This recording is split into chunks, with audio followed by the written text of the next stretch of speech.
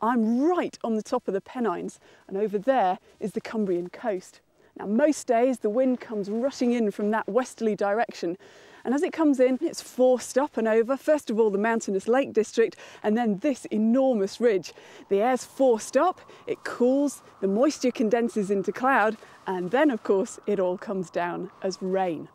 As the wind keeps blowing, though, over to the northeast, it's lost most of its moisture, and that's why it's drier east of the Pennines. But what happens when the wind blows the other way? Well, that is a whole different story. It creates a gale so fierce and destructive that it strikes fear into the locals. As a farmer, it's even got its own name. Has lost me flock. The Helm wind. Looked all round Dufton, looked all round Knock.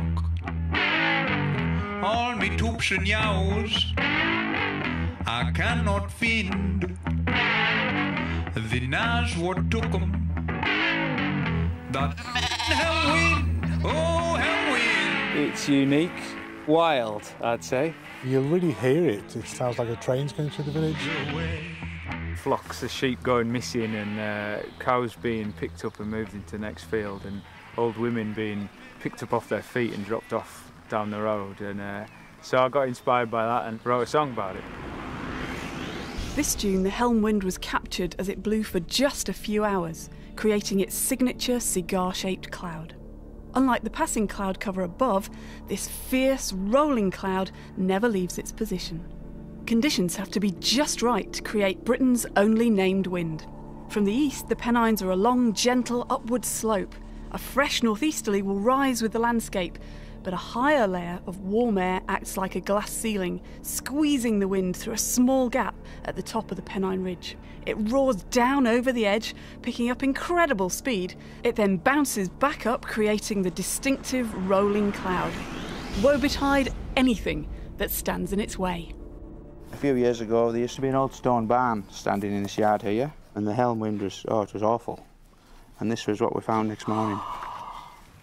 It just disappeared overnight? Yeah, it did, yeah. The sheep in here were lost, they were flattened. Oh, no. But the cows actually walked out the next morning through the byre door. We got them out, so they were saved. That is incredible. And how long had that barn been standing? I think a couple of 100 years at least. And they built them solid in those days, didn't they? The walls would be nearly 3 foot thick. It just will literally blow you over. We used to have a few hens around the farm, and if such a thing as the hens came out while the wind was on, it would just blow them up the yard like tumbleweed. The clouds rolling round and roaring. Yeah, it's quite an experience.